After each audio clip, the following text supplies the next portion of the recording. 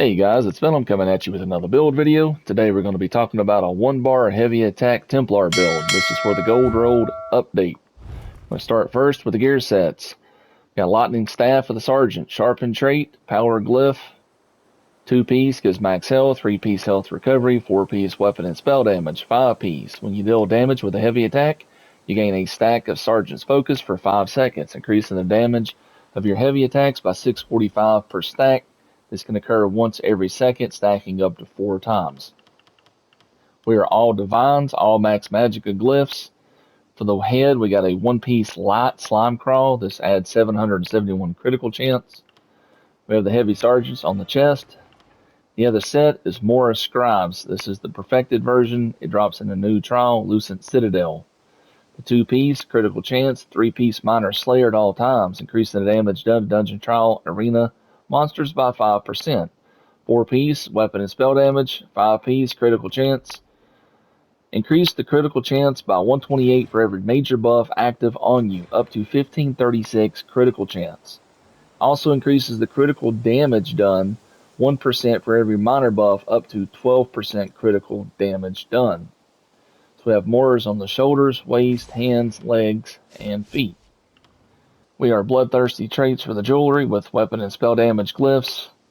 The mythic is Oaken Soul. While equipped, you're unable to swap between your primary and backup weapon sets. You gain minor berserk, minor courage, major brutality, major sorcery, major prophecy, major savagery, minor force, minor protection, major resolve, minor mending, minor fortitude, minor intellect, minor endurance, minor heroism, minor slayer, minor aegis, and empower. So as you might notice, Oaken Soul works perfect with Morris Scribes. This is for every major and minor buff, and Oaken Soul provides you a lot of major and minor buffs. Another really good gear set, and this is what we used to run for solo and 4-man content, was Infallible Aether. You notice the 2, 3, 4, and first part of the 5-piece is identical to Morris. The only difference is the 5-piece. The 5-piece on this, your heavy attacks deal an additional 900 damage to monsters. Enemies you damage with a fully charged heavy attack are afflicted with minor vulnerability for 10 seconds, increasing their damage taken by 5%.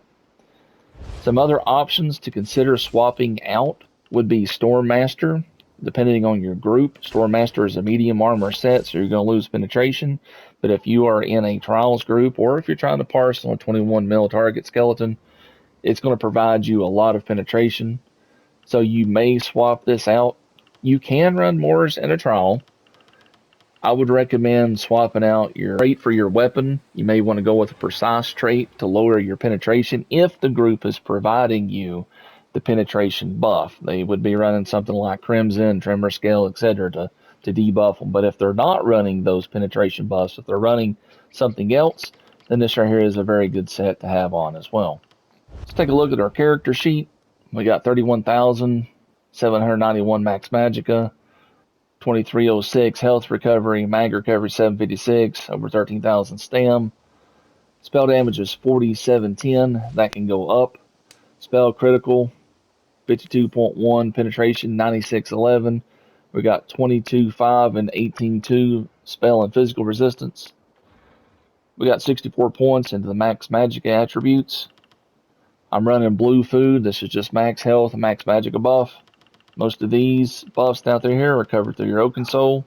And for the Munda Stone, we have on the Thief. This is going to increase your critical strike rating by 1982. Let's see what the buff stats are going to look like.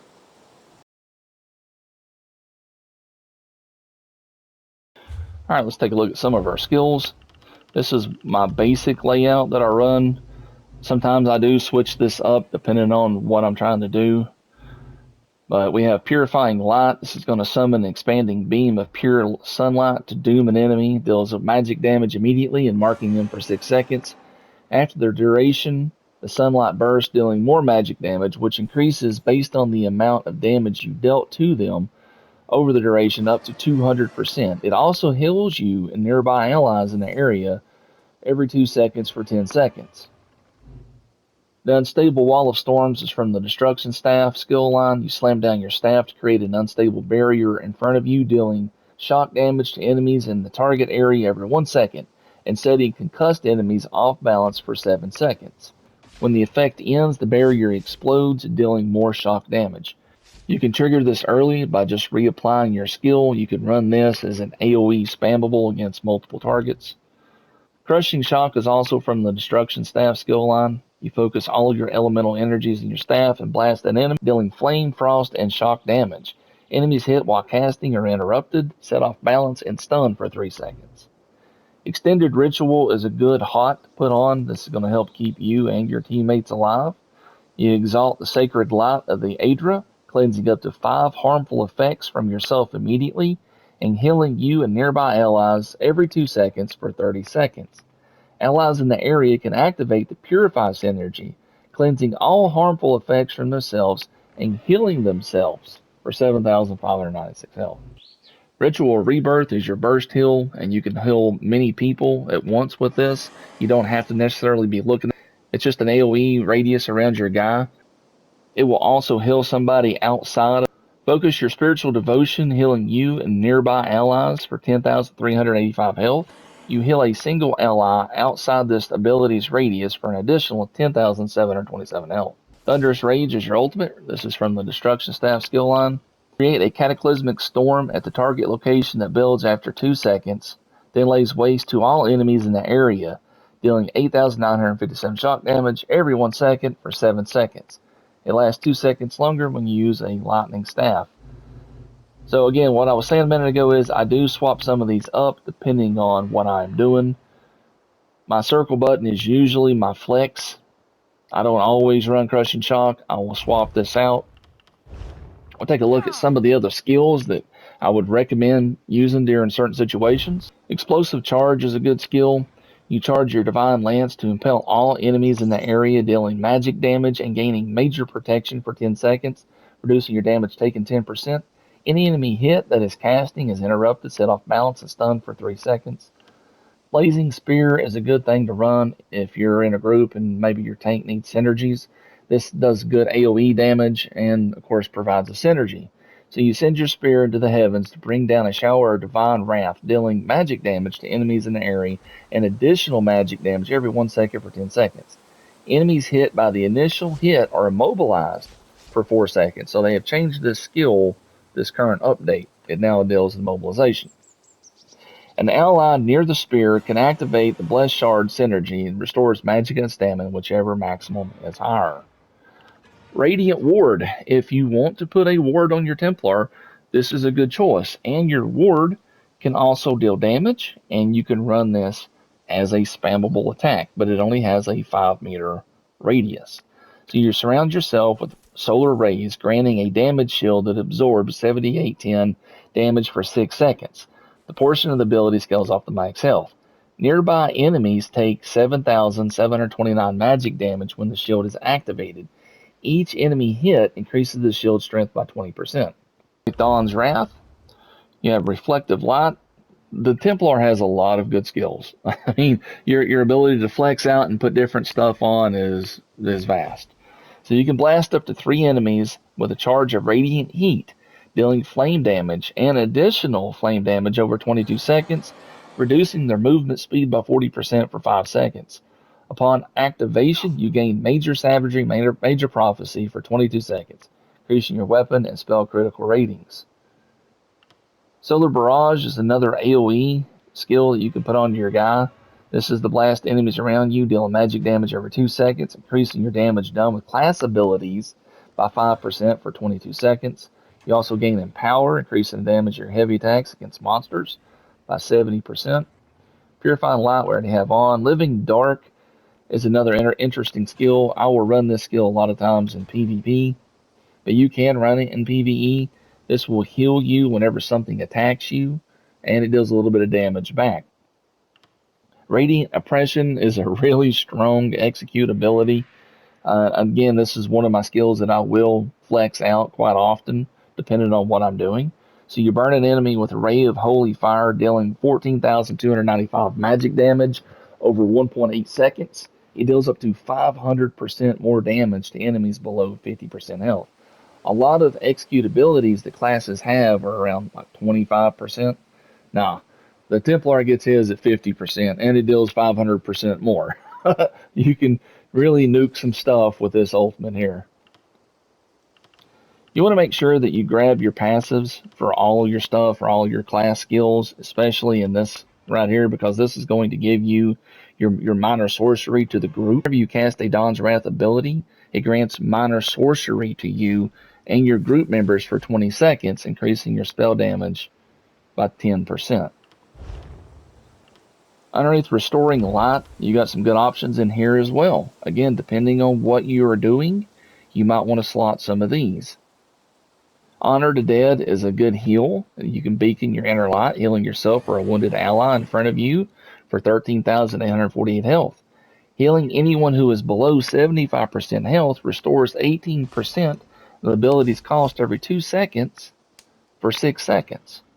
Restoring Focus is another good way that you can get a lot of health coming back to your guy.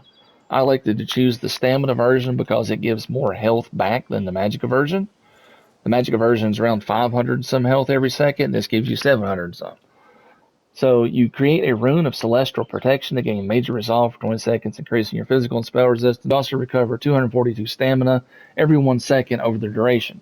While the rune is active, you heal for 738 health every 1 second, scaling off your max health. Standing in the rune increases the healing done by 200%. I've been in some content running my Templar, and a lot of times we run like 3 DPS and a tank. If you're in certain content and you do need some heals, this is a good choice for yourself to lay down on top of your other skills. And basically, you got a lot of heals coming into your guy. Underneath the Destruction Staff skill line, I do flex some of these out as well. Elemental Susceptibility is one of those skills I will often slot. The elements to zap an enemy's defense and afflict them with major breach for 30 seconds, reducing their physical and spell resistance by 5,948. Every 7.5 seconds, the enemy is afflicted with burning, chilled, and concussion status effect. You can trigger this to proc early. You don't have to wait the 7.5 seconds.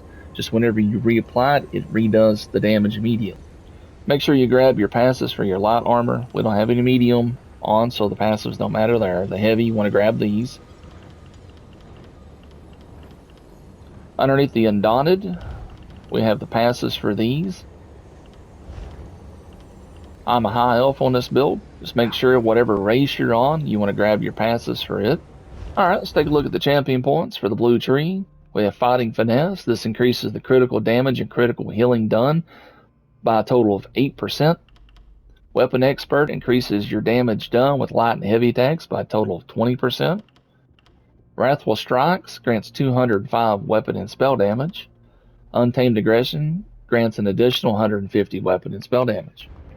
For the red tree, we have Strategic Reserve. This grants 30 health recovery for every 10 ultimate you have. Slippery, whenever you're affected by a disabling effect, you automatically break free for no cost. After using this effect, you become winded, cannot trigger this effect, or others like it for 21 seconds. I always like to give a warning if you guys are running Slippery and you go into Scalecaller Peak, make sure that you change Slippery. You have to freeze your character in that dungeon. If you don't, you're going to break free, you're going to die. So you want to put something else on if you run Scalecaller Peak. There's a lot of choices you can slot. Fortified grants 1731 armor. Balanced Vitality grants 1400 health. For the green tree, Treasure Hunter increased the quality of the items found in treasure chest. Treasure Hunter does affect the drop rate if you're looking for gear. If you're going through a dungeon, you're trying to collect your sets or your sticker book, whatever, that will affect the drop rate of those pieces that you're looking for. It doesn't only just affect the green, blue, purple quality, it affects the drop rate of the items. Rationer adds 30 minutes to the duration of your food and drink. Meticulous Disassembly gives you back more material whenever you break stuff down. Steed's Blessing is going to increase your out-of-combat movement speed by a total of 20%. Alright guys, I think that pretty much covers it. If you enjoyed the video, please like and subscribe, and I'll try to get back to y'all with another video. Have a good one.